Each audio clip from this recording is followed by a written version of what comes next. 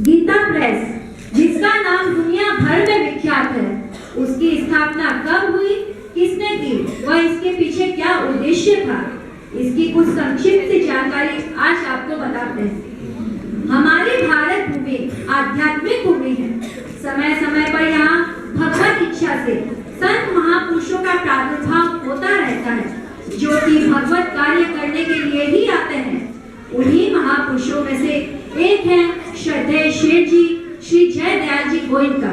श्री शेठ जी गीता जी का स्वाध्याय करते ही रहते थे। एक बार उनकी दृष्टि गीता जी के 18वें अध्याय के 68 व 69वें श्लोक पर जाकर रुक गई। इन दोनों श्लोकों से सेठ जी के मन में यह भाव जागृत हुआ कि बहुत से स्थानों पर बहुत से लोगों को भगवान ने अपना प्रियतम बताया है, किंतु गीता प्रचारक के लिए भगवान ने कहा है, उससे बढ़कर मेरा प्रिय कार्य करने वाला ना कोई है और ना ही भविष्य में कोई होगा।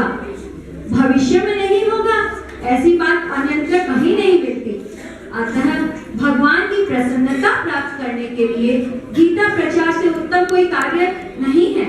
इन श्लोकों ने उनके मन पर ऐसा प्रभाव डाला कि उनका संपूर्ण जीवन ही गीता प्रचार के लिए अर्पित हो गया। गीता जी सबके पास अवश्य हो, इस उद्देश्य से सेठ जी ने शुद्ध व सस्ते मूल्य पर गीता उपलब्ध कराने हेतु गोरखपुर में 10 रुपए में किराए पर मकान लेकर वैशाख शुक्ल 13 विक्रम संवत 1980 मतलब 23 अप्रैल 1923 को प्रेस की स्थापना की और नाम रखा गीता प्रेस। आरंभ में कई तरह की कठिनाइयां आती गई, पर उनका भी समाधान निकालते रहे और प्रेस का काम निरंतर आगे बढ़ता गया।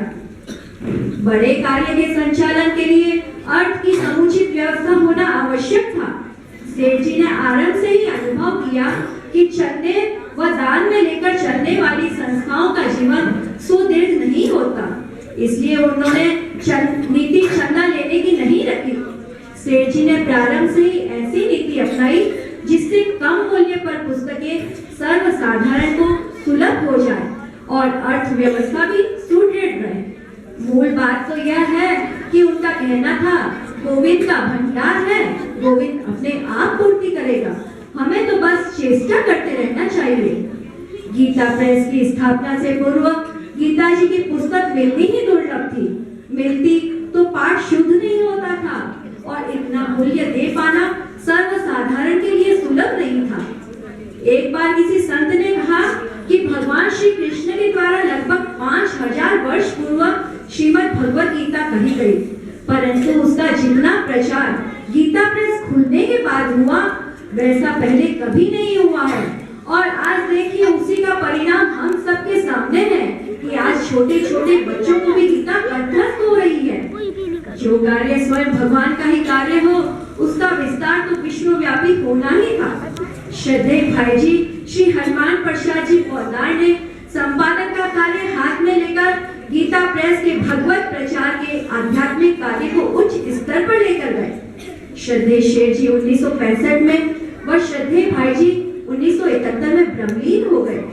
इन दोनों महापुरुषों के जाने के पश्चात श्रद्धेय स्वामी जी श्री राम सुखदास जी महाराज ने प्रत्यक्ष व अप्रत्यक्ष रूप से गीता प्रेस व सत्संग, जो कि सेठ जी ने इन्हें विरासत के रूप में दी थी, उसे गांव-गांव, शहर-शहर घूम-घूम कर जनमानस तक इसको पहुंचा दिया, जिससे बड़ी जोर से आते हुए कलयुग का प्रभाव कुछ कम हो गया। ऐसे सभी उच्च कोटि के महापुरुषों को व भगवान की परम प्यारी गीता प्रेस को हम कोटि कोटि नमन करते हैं। अनंत कोटि सब संत